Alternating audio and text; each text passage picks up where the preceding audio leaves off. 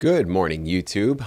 Woke up this morning to a wonderful email. One of our longtime members actually just got word that she received her first placement, first TV placement ever. She had actually uploaded some of her tracks through TuneSat, and that's just a huge payday for me. I love waking up to those emails and just seeing results and seeing, for many of you guys, your first maybe acceptance or your first TV placement. So if you have any success stories like that, share them with me. Email me, jesse@syncmymusic.com. I'd love to hear those. I'm going to ask her if I can share some of those details with you guys here on the channel, because I think it's really encouraging for you guys to hear those success stories for yourself, to realize that there is a viable path in this industry. It doesn't come quick or easy, but it is possible. There is a way to, as I've been saying lately, connect the plumbing, connect the piping to go from your creativity in your home studio through a production music library to a TV network, and then get royalties through your PRO.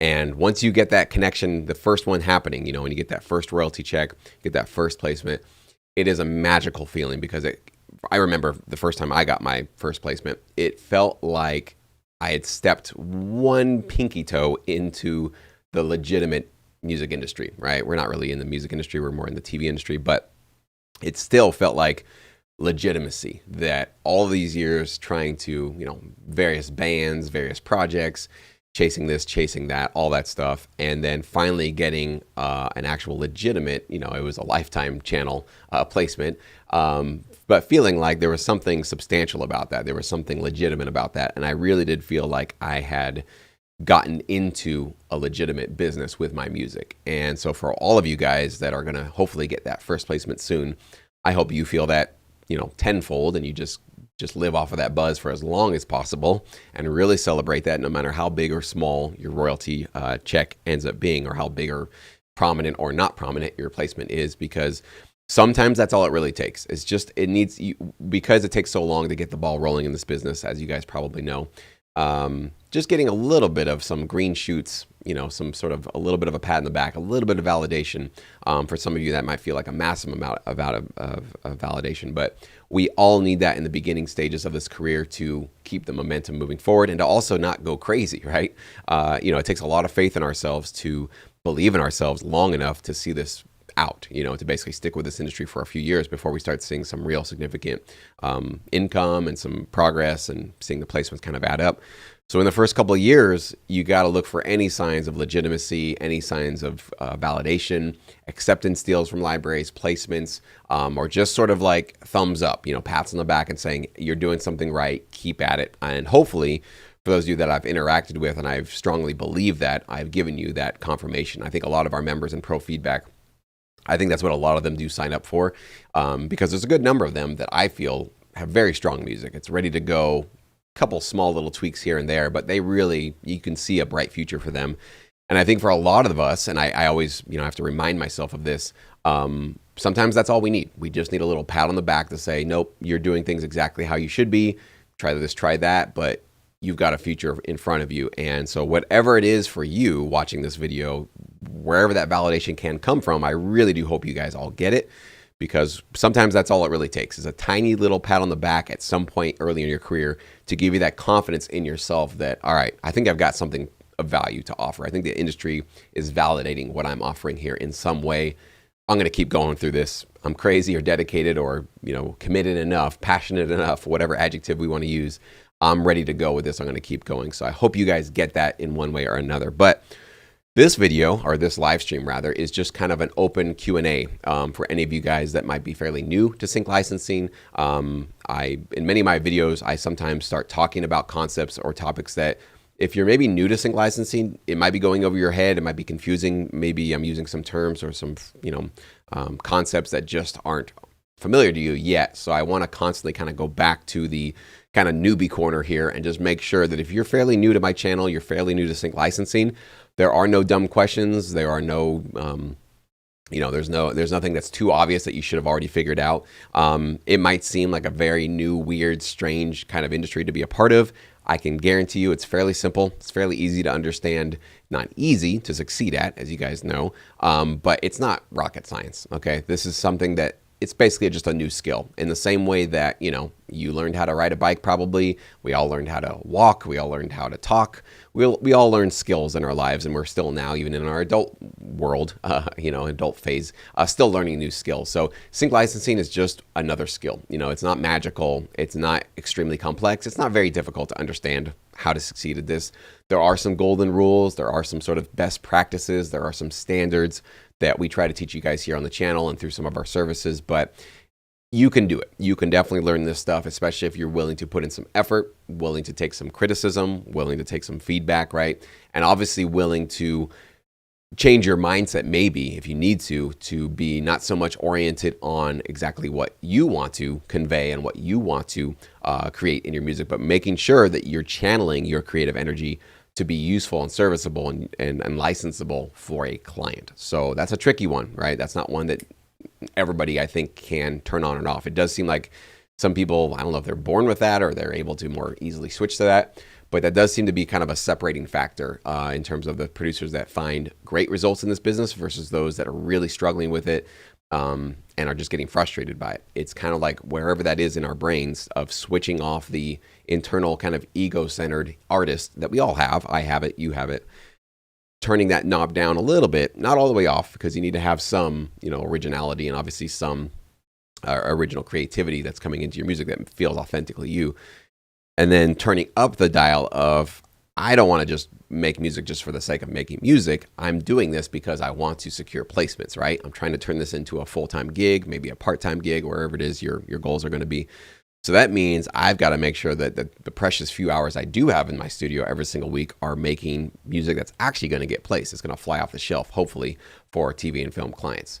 For those producers that can absorb that mindset and live with that mindset and really turn that knob up in their brains, they seem to be doing the best in this business because they don't let their ego get in the way. They don't get into conflicts with their library partners over feedback or notes that they give, and they usually find that they're measuring their success not based on other external factors, but they're really basing their success on, am I creating an actual product that a marketplace wants to buy, right? And if the answer is yes, and how do you know yes? Well, a library says yes to you. That's always a great sign. It's not the end all be all. It's not the end of your journey. It's just the start of your journey, but it certainly is a great starting point. But of course, as this composer let me know this morning, getting that first placement is a huge, huge validation. Somebody said, you have value to give us. We don't have to even tell you that. We're not going to lie to you and just say, yeah, it's great. We're literally going to put our money where our mouth is. We're going to put it in our show. We're going to send off a cue sheet and you're going to get paid for it. So actions speak obviously everything in this industry. So when you see those actions, then that's definitely where you want to check it out. So if you guys are new to the business and you have any questions about sync, that's what this stream is going to be here for. We'll hang out as long as you guys want to ask questions, and as long as this chat stays active, we'll hang out with you guys. But just want to say good morning to a few of you that are here early. Morning, Nick. You're back in the game after an extremely long gigging season.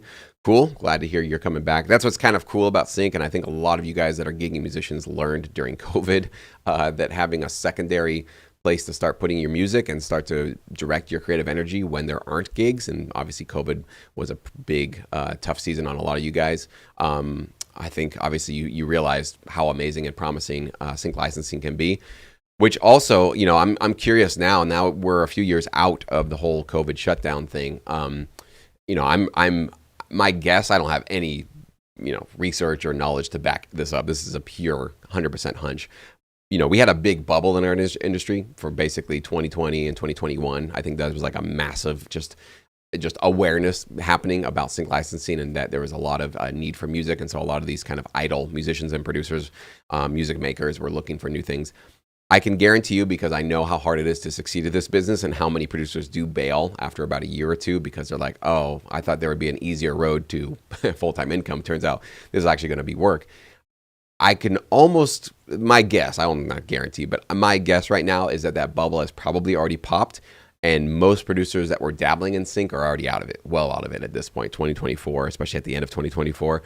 So my guess is that like all of those producers that were really excited about it and they threw a couple of albums at a library too, probably have already walked away at this point, a vast majority of them. Now, what might happen, and this is what happens for most producers, is they probably walked away. They've got a couple of albums with a couple of libraries or one. And this year or next year, they might be surprised by a pretty nice royalty check because it just didn't happen as quick as they wanted to. But at some point, their music might be relevant. And you might see in 2025 or 2026 a massive rush of producers coming back to production music because they're realizing, oh, it was working out. It just took a little longer than I realized. That would not surprise me at all. But I think we're kind of in this lull now where maybe a lot of people have just, the excitement bubble has popped. The expectations were burst. And there was a disappointment and they're going back to their usual MO, whatever they were doing before. But you might see a good resurgence of them coming back in 2025, 2026. That's just, again, no research, no data, nothing like that. Just my hunch. Good to see you, Mystic the One. A feeling must be incredible. How long did it take from having your first song accepted to having a placement? For me, I think it was about 1.5 years, maybe 2 years. So it was a little while before I had it. And when I got started, we didn't have TuneSat. TuneSat came on years into my career. So you guys have TuneSat. So you guys can upload your own tracks there to kind of get a little more of a, transparency in terms of where your music is going. So I had no clue. I had to usually always wait for my royalties to kick in before I saw where I got placements. So yeah, considering it takes 9 to 12 months for the payout, I probably got the placement within the first year, but I wasn't aware of it until I got that royalty. So, hey Wolfgang, good to see you. Hey Just Graves, Laura, good to see you. Int Groove, hey, good to see you. Good morning, Diego. You're welcome for the knowledge. I'm putting my head down and creating a hip hop album. Been listening to trending hits and listening to a few library catalogs, getting my skills up. Great, Diego. And that's a smart move. I would encourage all of you guys to do more of that probably. Spend more time in the catalogs of production music libraries, analyzing what they're doing with their, for you, Diego, it's the hip hop. Checking out, do they have a lot of vocals? If they do have vocals, what kinds of vocals are they including? What kinds of lyrics are their, rappers putting on there? Are there vocals on the choruses in terms of, are there sung melodies? If there are, what are they singing about? What are their lyrics, right? So just really analyzing what's going on with the hip hop world. Hip hop is obviously a pretty saturated genre, so anything you can do to create your own little unique twist on it, adding unique elements, maybe non-traditional elements or instruments that wouldn't usually go into hip hop music. Very, very smart. So anything you can do to kind of create a little bit of an edge, a unique twist for hip hop, I would highly encourage that. But you're doing the right stuff. You're listening to music that's already been given a thumbs up. It's already been distributed. And, one thing that you guys should all take away from this is that you should be always comparing your music to the professionals, which I know for some of you, it's like, whoa, that music is so good. But that's how you're going to get better. So don't compare yourself to whatever, maybe other people that you're seeing online. If you want to be a player in this business, you need to be looking at the people that are already in the industry, already have music that's been accepted by a library and getting placements, right? Potential placements. Somebody said thumbs up to that music, and that's the music you should be comparing yourself against. It might be a really high standard, but again, if you have high expectations for yourself, that's the only way you're going to rise up, right? So set your sights really high, set your sights on the best of the best, and challenge yourself constantly to try to get closer and closer to that music. So I would highly encourage that. Hey, Maurice, is it worth to pay for music library directories, or would you be better off just looking around online for libraries to reach out to? Well, you can do both, Maurice. So, if you want to first try it yourself, I would recommend just trying it yourself just with your Google search. You can type in TV, film, production, music library. I actually have a tutorial on my channel here. If you just search through my videos, I think it's called How to Find Libraries on Your Own, 100% on your own, something like that. And it's just like, 10-minute tutorial on a Google search how to do it. So it's absolutely free. You can do it. You can search for these companies yourself. Some of them are easier to find than others. Not all of them are going to be, they're not going to be showing up on the first page of a Google search. You might be digging in through, dozens, maybe even hundreds of those pages to find many of them. So the one thing that a library director can do, I do offer one, is it can just save you that time where you're not having to go find through, all these different searches to find what you're looking for. So it can just basically shave off, probably hours of your time to kind of find all those companies. And also having it in one PDF, one place is pretty convenient. So you can find them immediately if you want to. But if you don't want to, don't do it. Just search for them yourself. And that tutorial on my channel, check it out, because I don't just show you how to find the libraries. I also give you a little bit of a kind of a quick masterclass on how to analyze a company. Like, how do you look for like what placements do they get, what kinds of clients do they serve, checking out their music, what are they working well on, what are they maybe needing a little bit more of, how can you potentially serve them best with your skills. So it's not just about finding the company, but also doing a little bit of a down and dirty kind of an analysis of it, which, by the way, is what I provide with my Sync Edge program. So that's where I can give you my top rated boutique, smaller TV and film firms. These are the TV and film publishers that have great relationships, but not just giving them their, their URL and their email addresses, submission portals, which you do get as well, but also showing you my analysis. Here's who they work with. Here's who are their clients. Here's what they're showing off. What patterns do we notice? What kinds of music do you guys notice that's flying off their shelf as often as possible? Let's take that knowledge. Let's go listen to their catalog, analyze it, and go, what do they have a ton of? What do they not have enough of? What maybe is really relevant, but it's not super saturated in their catalog? And that's what I call the golden zone of opportunity. That's usually what I try to look for and recommend for you guys with those companies. So, but yeah, do it. Save your money. Do it 100% yourself if you want to. If you run into some, stumbling blocks, pitfalls, uncertainty, that's what these services are here for. But you definitely don't need them. You can certainly do all of this research yourself with a Google search. Hey, Wolfgang, I started in 2022 with a sync licensing, and currently I'm in one BMG library.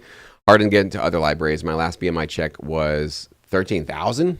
Really, Wolfgang? Is that all from sync? I'm really curious. If you went from like 2 years ago to getting 13,000 on your BMI, you must have other performance royalties, right? Do you have other things you're doing, or is that all 13K from sync? I'd love to know that, Wolfgang. Let me know. Either way, congrats, man. That's a huge royalty check, and good on you for whatever you're doing, man. You're doing something right. So, do I have an updated resource from 2025? I don't have that yet available. I usually get that ready by, man, we're almost at December. I better start getting on that. Thanks for reminding me, Just Graves. I need to get on that. But yeah, I do update my music library directory every single year to try to take out some defunct companies that either got bought out or they're no longer in business. And then if there's some new ones I want to add that I've become aware of, I do add those into it as well. So thank you. I'm going to put that on my short list. I need to get that 2025 one ready. So it's not ready as of now. It's still the 2024 list. Do I recommend the Indie Bible to find libraries or music supervisors? I don't know exactly what the Indie Bible has, Laura, but I have my own music library directory that's specifically for finding production music libraries. So, and that's the path that I took. So in terms of finding supervisors, I just don't find that a very compelling case for pitching to supervisors for the obvious reasons that they get hundreds of them a day, taking a risk on a new person. They don't know if there's legal risks with them.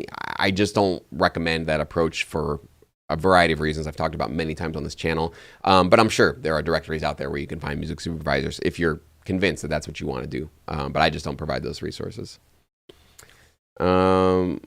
Nick saying, you wish you'd thought of this during COVID. I looked into game audio design during the time, and there were a lot of hirings, but I lost interest in that, but it helped producer chops. Yeah, I mean, never kick yourself for, not getting started sooner. Still great opportunities, still great places to go. Wow, Wolfgang saying that 13K was just sync. You have about 600 tracks. You did 600 tracks in 2 years, Wolfgang? I got to get you on the channel, man. Are you open for an interview? Email me, jesse@syncmymusic.com, JESSC. If you're open to it, I'd love to pick your brain on how you did that. That is an amazing story. 602 years. Were those pre-made? Did you create those? I gotta get the story behind that one. That is an amazing story. So congrats to you, man. Sounds like you're off to a great start. Proving my point, still opportunity in this business. Some people think the good old days are gone, but for some people who are taking it seriously, they're finding some great results. You guys are seeing it right here on this chat, on this very live stream. So, hey, Matthew, any suggestions on making stronger sounding drums in my tracks? That's the biggest intimidating factor to take my tracks to very syncable places. Great question, Matthew, and it's something that I personally struggled with as well when I first got into making sync music.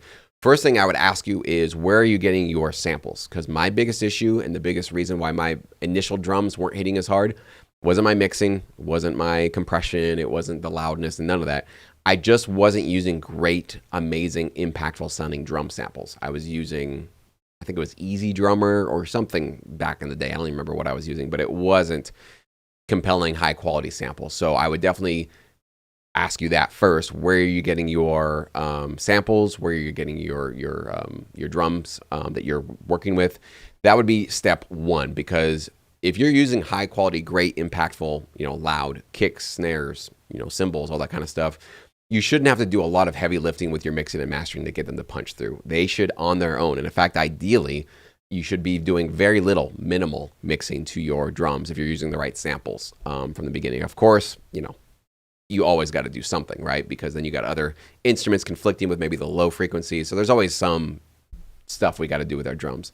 But I would definitely first have you think about where you're getting your samples, what kind of drums you're using.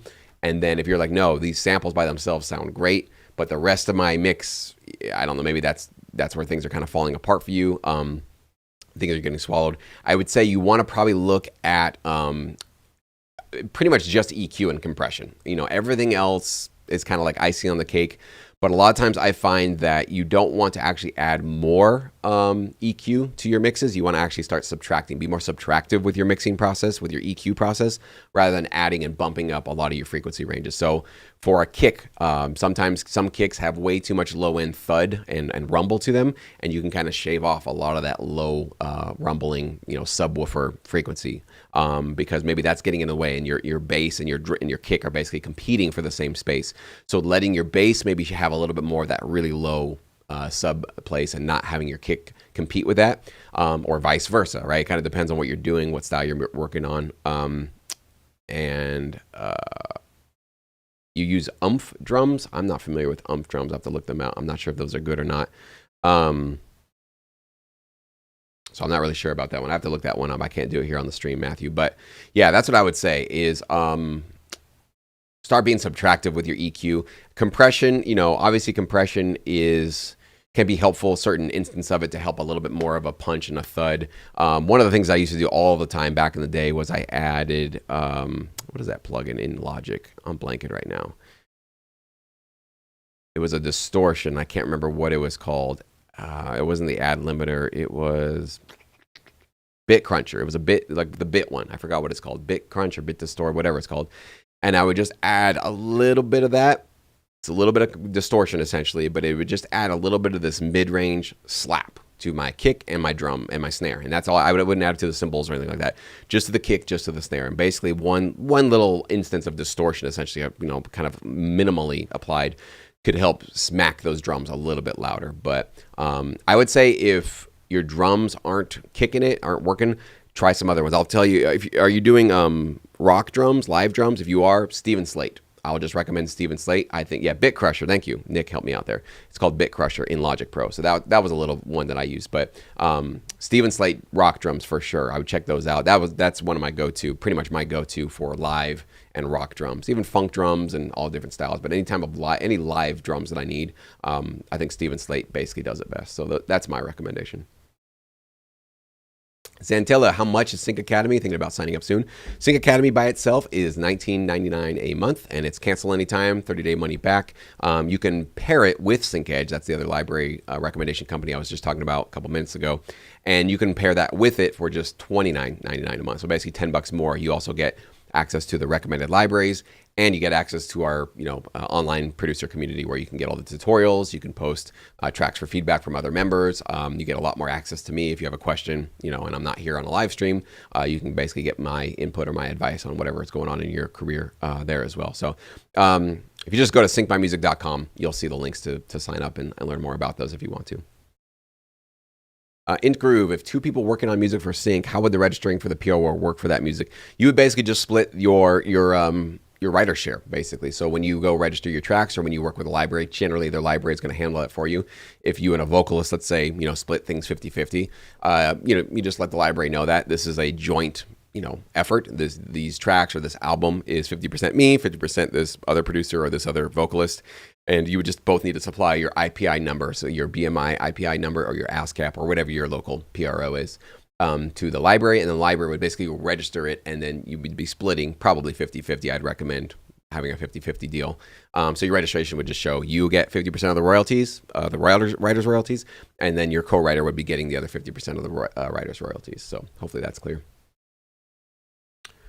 Diego, next step is signing up for your feedback. People in chat, all of my programs are thorough and highly recommended. Awesome. Well, thank you. Appreciate the recommendation. Yes, pro feedback is very, very powerful and very useful for a lot of producers. In fact, this morning, you're just checking on my phone. I was kind of looking to see, what the latest posts were and what people are talking about. And I realized as I took a picture, I was like, wow, on my phone here, I have this. It's Pro Feedback Sync Academy. And it got me thinking, like, rewind back to 2008. I'm first getting started. I don't really know what I'm doing. I feel very like an imposter. Feel like I've got a long ways to go. Don't really know exactly how to make sure my music is going to get placed. And I just was thinking, how much more prepared for success would I have been in 2008 if I opened up my phone and I had Sync Academy and Pro Feedback right there on my phone when I woke up in the morning, and I was like, yeah, this is kind of an amazing time. You guys don't realize how good you guys got it because none of this existed when I got started. It was very much a crapshoot. You just tried things out. You got some feedback from your library partners, but there wasn't this network effect of other producers and other people that had gone before me that were giving all this advice and helping me out in terms of figuring out, hey, avoid these mistakes. These mistakes are going to kill you.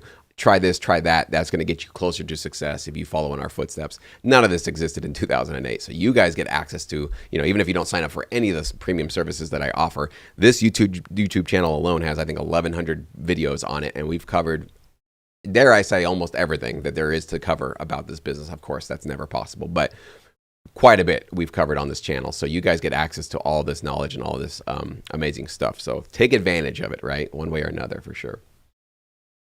Mystic the One, do you think it's more sustainable to go full-time composing for a year and materialize as many songs as possible, or accept that eventually we'll have to reconcile with a 9-to-5?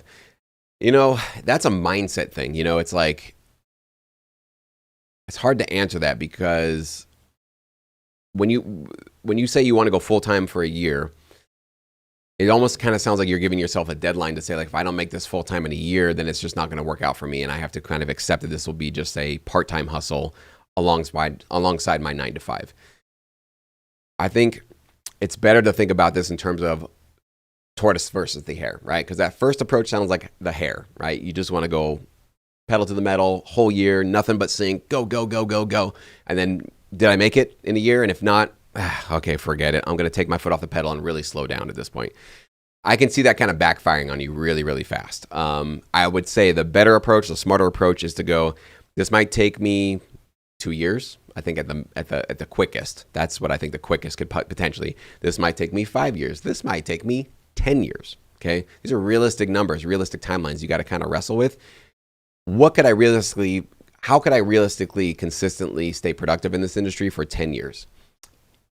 Going 1,000% in the first year, is that really going to be sustainable for 10 years? I don't think it will be, I'll be honest, especially if you already have a 9-to-5, probably not. So how many hours can you realistically carve out every day or every week to consistently build up your catalog in the next 2 to 5 years? I think that's a more realistic approach. And if it's just 5 hours a week, just 10 hours a week, maybe it's 20 hours a week, if you have maybe some more open weekends, whatever it is, whatever you can get, take it, right? Take what you can get and be consistent. And I would say that is it's the tortoise versus the hare. Slow and steady, consistently build, consistently get better at your craft, build better and better relationships, better and better music, and consistently see yourself growing. I know we live in a world now where we are comparing ourselves to other people's successes, and you see other people doing great. You might even hear about this $13,000 royalty check and go like, I want that next month. I want that next year. But you got to realize you're on your own path. You're not on that person's path. You're not on my path. I'm not on your path. We're all on our own individual path. So being sustainable, being smart about this and not burning yourself out is going to be a crucial, important consideration before you really take this seriously. So it's a good question, but I would think more about long-term rather than just pedal to the metal for a year. Hopefully that helps. Hey, Steven's here. I don't know if you're still here, Steven. Good to see you, man. Steven was also one of our, relatively quickly successful sync licensing producers that worked.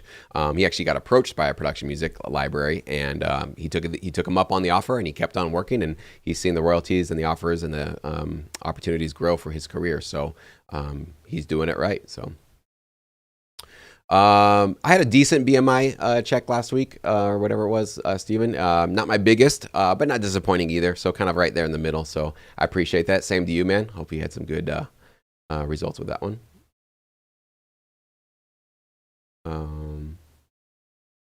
Just Graves, are music libraries offering more with consideration fees if they like albums? Not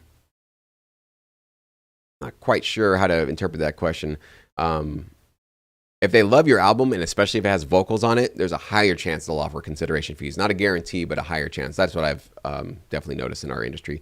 Instrumental music, you got to have a lot of bells and whistles in your instrumental music to be asking or expecting any kind of consideration for you. That's just my interpretation of the industry right now. So, Wolfgang, I make mainly cinematic tension music, so 100% background use and sync licensing. I started in 2021 with one album to see how it works, and then I made 20 albums per year. 20 albums per year since 2022. Wow. That's where the track number comes from. 20 albums per year. That is amazing. You are a productivity beast, Wolfgang. So there you guys go. If you want to know one path to earning a $13,000 royalty check, it is cinematic tension music, cranking out 22 or 20 albums per year. So a lot of work, a lot of music. Yeah, man. Wolfgang, if you're interested in an interview, man, I would love to get to know you and your story a little bit better if you're open for that. So feel free to email me. Yeah, that's really great. I love hearing those stories. It's really cool. Song of Moonchild. Jesse, do you think acoustic music, for example, solo harp music is demanded in sync libraries? Not so much. Sorry to be the bearer of bad news, but solo instrumental music, definitely there's some use of it.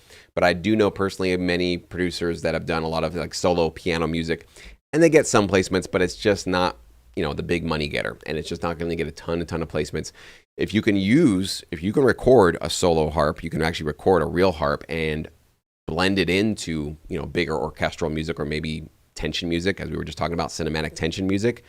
That might be your little unique twist. Moonchild is like, you've got live harp on your tension music. That can really set you apart from the crowd. That can really create some really cool, interesting demand for your music. So you've got a potentially great future, but just recorded by itself. I'm not saying it wouldn't ever be useful, or maybe some library would say like, yeah, send it to us, we'd love it. I just would say it's not a full career's worth of, and I don't think $13,000 royalties are going to be coming from solo harp music. Maybe we should just put it that way, right? Motto drums, I'm not familiar with them, but thanks for the recommendation. All right, Fernando, what happens when a library closes? Good question. It's happened to me. I composed 5 albums for this particular library, 50 exclusive tracks that are now stuck. Is there any way to recover them? Thanks a million. So first question would be, Fernando, why is the company out of business? Did they get acquired? Usually that's what happens. It's almost never happens that a library with a substantial catalog that's got useful production music just closes their doors and they don't do anything and they don't sell. So first I would find out, if you're aware, ask them if you got a contact with the library CEO still, hound them, call them, email them, whatever, say what happened, who got, basically why did your company close? Did you guys get bought out and distributed? That's usually what happens. And if that is the case, then basically your tracks would be then transferred into whoever the new owner is. So chances are they're going to take, control over the distribution of your tracks. And that can be good or bad. It kind of depends on who it is. If it's a larger company, it might be great. You might get some new opportunities that you didn't have before. But it doesn't guarantee that your tracks immediately become useful and licensable for all of those clients. So it might be a sort of like, it's the end of the road with this company and you got to kind of start fresh. If they're completely closed, like there's nothing happening, there was no buyer, try to find that out, because if that's the case, chances are you'll be able to take all your tracks right back out and find a new company, because your agreement likely, again, I'm not your lawyer, don't take this as legal advice. You need to kind of do your own due diligence. But the agreement that you signed with that company said that they would distribute your music to TV and film sync licensing libraries, or clients rather, right? So if they close their doors, they're no longer offering their end of the bargain. And so that contract can be probably considered null and void, and you can cancel it and bring it back out because they're in violation of the contract that they signed, right? Again, not legal advice. I'm not your lawyer. Don't take this as permission to do that. You got to check and double check your agreements, that kind of a thing. But chances are they got bought out by another company, as what happened in some of my career. And that just means now your tracks are with a new, distributor, a new, larger, probably a library. Chances are you probably won't have a direct relationship with them. You can reach out though. That could be something you say, hey, I noticed you just bought out the company that I was submitting to. I want to continue working. I see that you guys do great work as well. Can I continue supplying you with new music? It might be a way for you to get yourself into a new door. It might be a great opportunity for you, if you kind of take advantage of it. So it's not all bad news, but it's not guaranteed good news either. It's just kind of one of these parts of the business that unfortunately it does happen from time to time. So just take it as it's not the end of your career. It just might be the end of the road with you and that particular company, but it's not the end of your entire career at all. I've had so many, different opportunities in my career in libraries and contact people that I had relationships with for multiple years, go cold, leave a business, leave the company and get bought out. It's just part of the business. It's just part of life. So, cool, Zantilla, you were at the boot camp. Didn't have the money, but you do now. Cool. Well, if you want to learn about signing up for our services, Zantilla, syncmymusic.com or just email me, and and we'll see. If you're not sure which services would be the best for you, or you're kind of sure what you want to do or whatever, just email me, jesse@syncmymusic.com, and I'll try to give you some helpful recommendations. So we would love to work with you. Jess Graves, what are your thoughts if I wanted to start my own music library and I could make connections directly with streaming network executives? Do you know people that have done it that way? Yes. I mean, I know library owners that have started their own libraries. I would say for sure, be prepared to give up making music yourself, Jess Graves. So if you love making music and you think you're going to be able to run a library and also be creative, chances are you won't be able to do that. And that's probably one of the main reasons why I never started a library, is because I knew that that would get in the way of me doing what I really actually love doing, which is making music. So if you want to, God bless you, go for it. You would probably need to go make sure you get a good collection of high quality producers that can supply, your library, your catalog. And then you got to decide, do you want to reach out directly to executives? Do you want to go work with a larger company like a BMG or a Universal to get distributed with them? Sounds like you want to make direct links. But yeah, it definitely, I mean, when you're saying, do I know people that have done it that way? Every single library that I recommend to you guys in Sync Edge or in my library directory have done it that way. That's how they got started, is they just basically took high quality music, reached out directly to executives to say, we'd love to serve you with our production music in a variety of different ways. So yes, has it been done? Every single library, that's how they do it. But that also means that those CEOs, if they had creative endeavors, probably had to take a big step back from producing music and being creative in that way. And they had to really use their time and energy to forge new relationships and serve the marketplace, right? All right, Sweet Finch, what resources do you recommend for musicians just getting started in making sync music? You're on the right channel, Sweet Finch, so I'm glad that you're here. First thing I would say is probably this YouTube channel, which is 100% free. You can basically just search through this YouTube channel. If you even go searching through my channel and type in starter, beginner, even checklist, I have a beginner checklist that's a really good kind of resource for you as well. Plenty of free videos right here on this channel that can kind of get you started in terms of the fundamentals of what are we doing in sync, what is this all about, all that stuff, okay? One step further would be to go through my free course. I have a 5-part free course that is designed for people that are brand new to sync licensing, to give you sort of an overview of how the industry works, but more importantly, let you guys know how I did it, how I got started with libraries, how I understood that there are some sort of golden rules to stick with when you're making production music, how long it can take, how much money you can potentially earn, what are the pitfalls, what are the major mistakes that a lot of producers make, et cetera, et cetera. So syncmymusic.com, you can do /free course if you want to, or just syncmymusic.com can get you access to that. But spend an afternoon on my YouTube channel. I guarantee you'll be more prepared and smarter for it if you just spend a couple of hours basically going through some of these videos that I have right here on this channel. It's a really, really good idea. Maybe that makes me think I should create a sort of newbie playlist or something like that, where when somebody has that question in the future, I can just go to this playlist. You might have just given me an idea to do that. But for now, search through the channel. A lot of good stuff here for sure for you.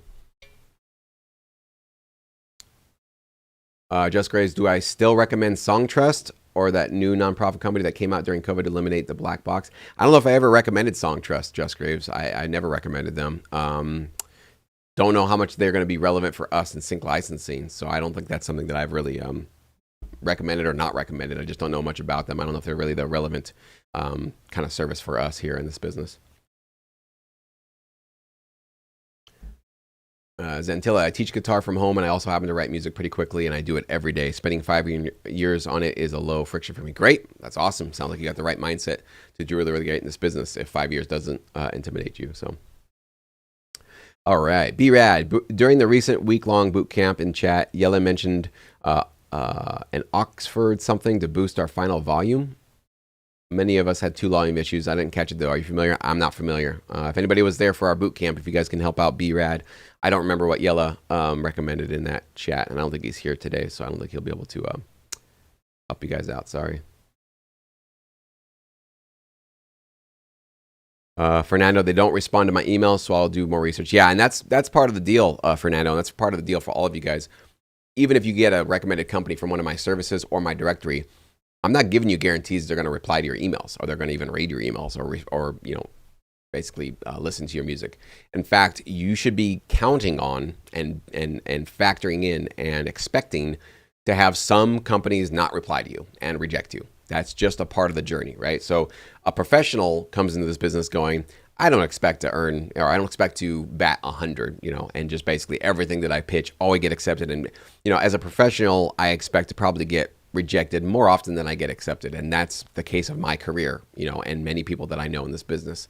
So if you're not expecting some rejection, some people not getting back to you, not reading your email, ignoring, whatever, you're going to have a really tough time because it's going to feel like a punch in the gut every single time because you had a different expectation. However, you come into this, and what my recommendation is that you have maybe 3 to 5 companies in the beginning, prioritize them, number 1, 2, 3, 4, 5, and pitch them one at a time, expecting that some of them will probably ignore you or reject you, right?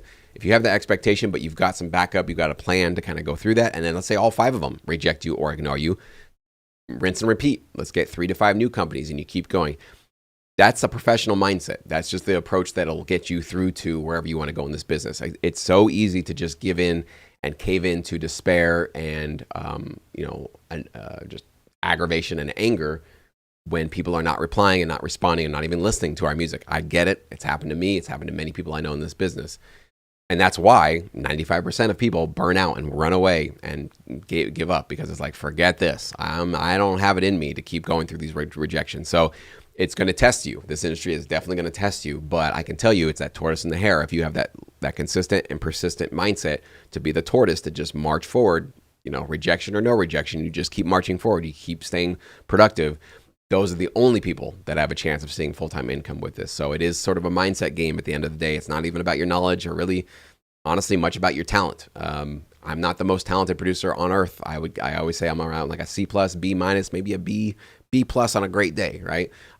Comparing myself to other composers and producers in this industry, I'm not the best of the best. So how did I do it?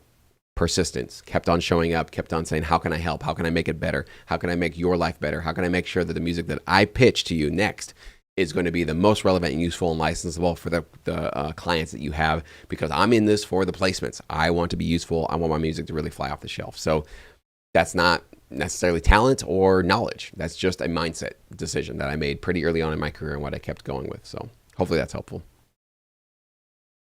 Let's see. Laura saying, I was approached by phone by a boutique library who showed interest in one of my songs. They heard online. They made big promises, but wanted my credit card information. After that phone call, I got another similar call from a different music library who was also requested my credit card info. Suspicious. Laura, if you don't mind, send me an email about that. I'd love to learn more about who that is and what that company is. Really suspicious. No music library should be asking for your guys' credit card information and making big promises. And yeah, if you don't mind, Laura, I won't put them on blast or get you in trouble for sharing with me the information, but I do feel a responsibility to look out for the broader community. And there's a lot of sharks out there, and there's a lot of unethical pitching services and weird stuff going on in our business. And I get so pissed off when I hear about them because I know that people fall for them. And I certainly fell for some of those pitching services early in my career. So I want to do my best to help protect the next generation of producers to not fall for that and to realize you don't need these nonsense offers. So it's up to you, Laura. If you want to help out, I'd appreciate it. If not, I totally understand as well. But no, just for everybody knows, library calling you out of the blue, although it did happen to Steven. I will say it doesn't happen. It did happen to Steven. But it's rare. It's not often. And if they're making big promises and then saying, give me your credit card, just answer. Cancel the phone call. Just hang up and just block them, okay? No, never. Nobody legitimate ever in this industry would ever do something like that. So thanks for sharing. Thanks for putting out the word. And let's not do that. We do not need to do that for sure. Hey, Garvey, good to see you.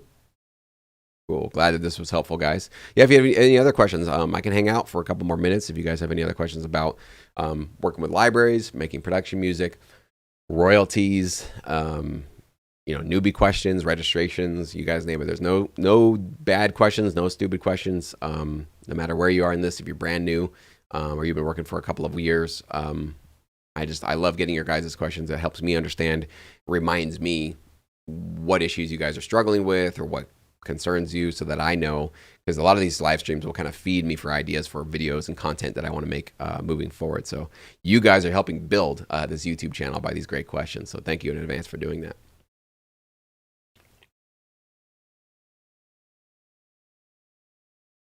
I guess we got an answer to that plugin question. Oxford Inflator by Sonox.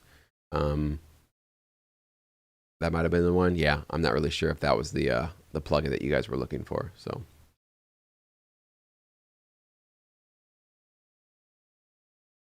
Maybe I answered everybody's questions. You guys are all good to go. You guys are all ready to be productive today. And that's cool with me. We can end this one a little bit sooner if there's nothing else on your mind.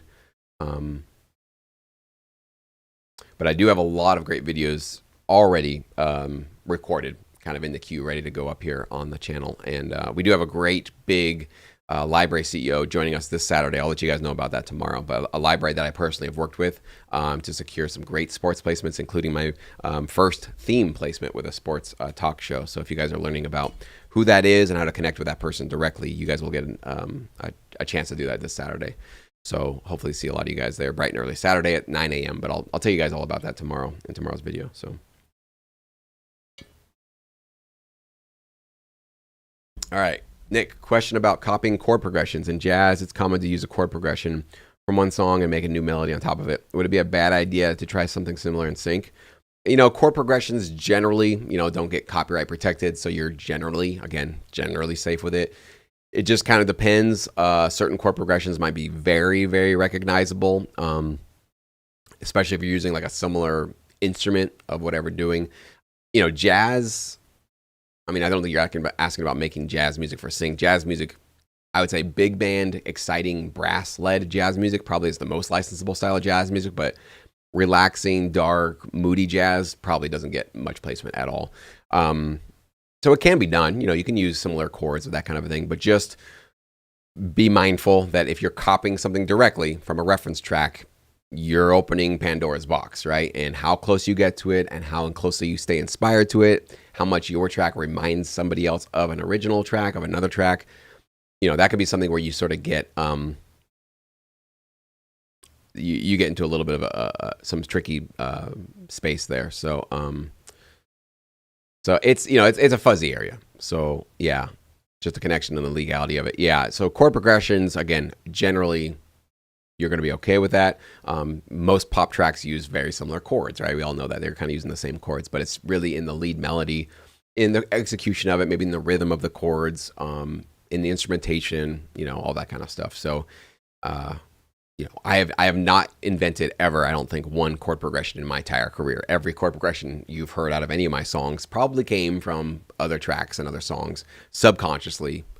That I've been inspired by. So yeah, nobody's reinventing the wheel with our chord progression. So just be mindful of it. The more that you stick closer to a reference track, the closer you are to potentially causing legal problems for yourself. So if there's 4 chords in a reference track, if you can change one of them, probably better to change one of them, right? That's what I would say. Is not do a direct copy of what you're hearing in that one, to just try to really stay, taking one foot away from the copying potential right there.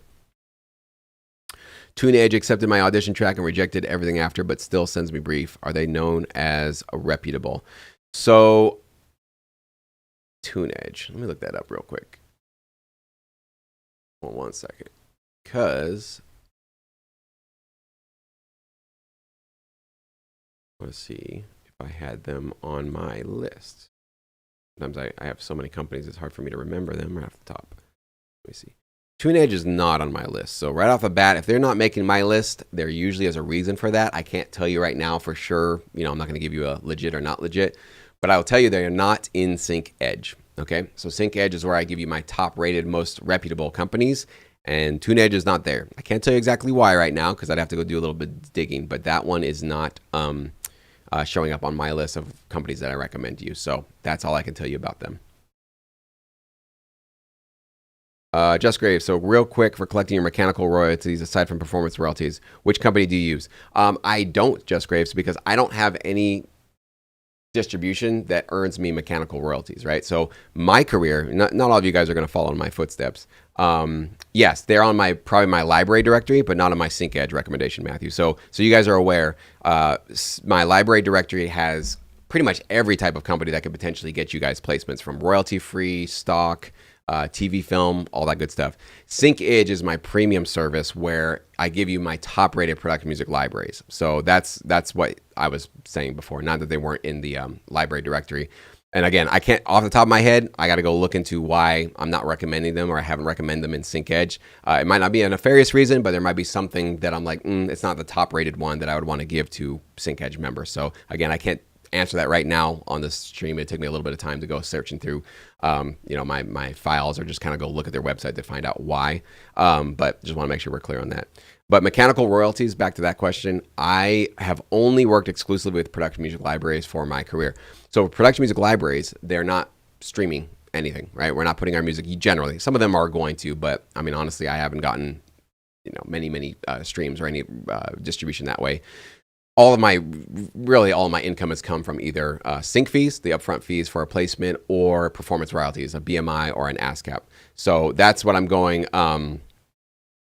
Matthew, you got them from SyncEdge 2 or 3 years ago? All right, so I'm really confused now because they're not showing up in my files here, and that's what I'm really...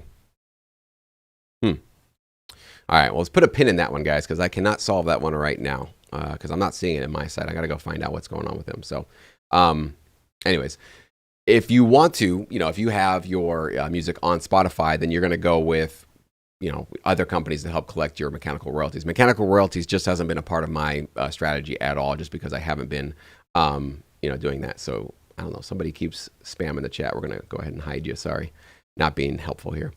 But yeah, I'm really kind of interested now in TuneEdge and what is going on with them and why. Let me see something real quick.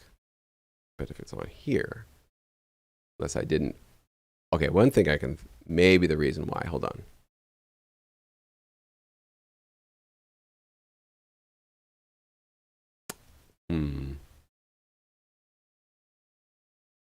Definitely not a good thing I should be doing on a stream.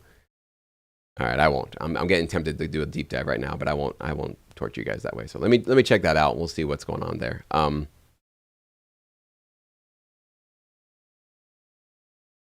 Yeah, email me for sure, Matthew. And Matthew, are you the one? Let's see.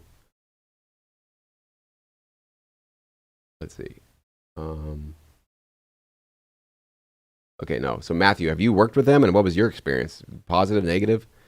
Because B-Rad's, he got one accepted, but anything after, but they're still sending you briefs. So don't know what that's all about.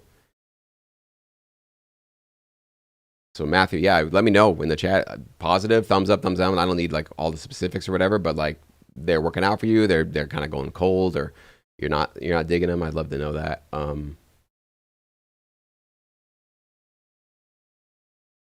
They went under construction and have a new web address. Okay.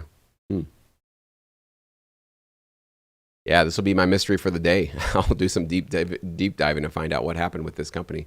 I can't tell you what's going on. So you had 26 songs accepted and 3 rejected. Any placements, any action on them, or they just kind of been sitting there?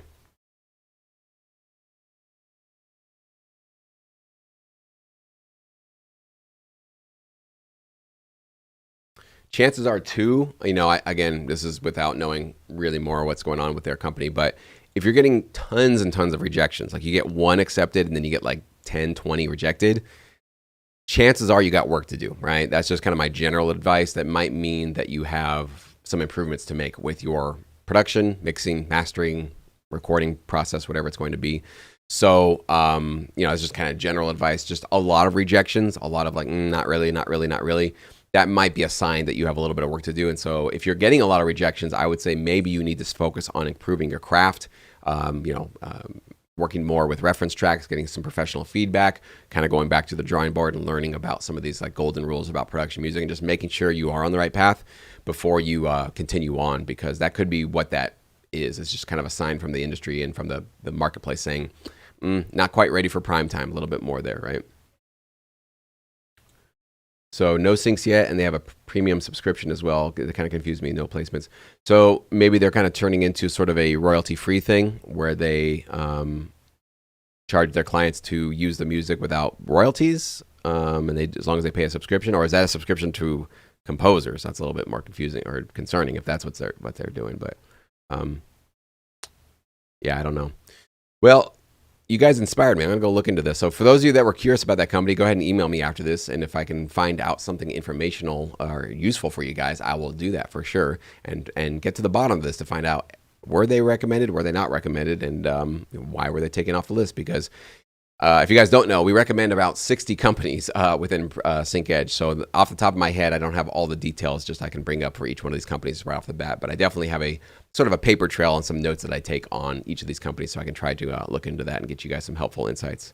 They put out a lot of opportunities, and I made a lot of forward playlists, but no clients and nothing landed. Okay, so 2 or 3 years ago and 26 songs. That's not a lot of songs, Matthew. So I don't know if you were kind of not pushing with them or they weren't asking for a lot of music, but 2 or 3 years and 26 songs, that's less than basically a song a month, right? 12, 26, 12, 24, 36. So I don't know, that could be on both sides, right? Either you weren't pushing as hard as you could, or maybe they're not, as their clients just aren't the right fit for you and your music. You know, I don't really know what's going on. So, oh no, and that's good. I'm asking for it, Matthew. You're not taking over the chat at all. This is good stuff. This is good taking over chat. Whatever was going on with that other user, that wasn't helpful. So, anyways, guys, yeah, I'm gonna go look into this and see if I can get to the bottom of it. If you guys want to learn more, just email me and I'll happy to share with you whatever I learn. But above and beyond that, thank you guys for your questions, for your curiosity here, and for coming to this channel and trusting me with your questions and getting your foot into the door with this business. It's a beautiful industry to be a part of. As you saw in this 1 hour chat, we had a success story from somebody earning $13,000 on a royalty check, and other producers scratching their heads wondering, why isn't this library accepting me? It's been a long time, no placements, right? This is what sync licensing is. You could summarize all of sync licensing in this 1 hour chat. Amazing success, amazing results, excitement, great things, awesome things, frustrations, no results, little results, rejections, wanting to give up, not really sure where to go, a lot of confusion, right? Welcome to sync licensing. I think there's no better way that I could end this stream. So we appreciate you guys' time and attention, and I hope you guys have a very productive and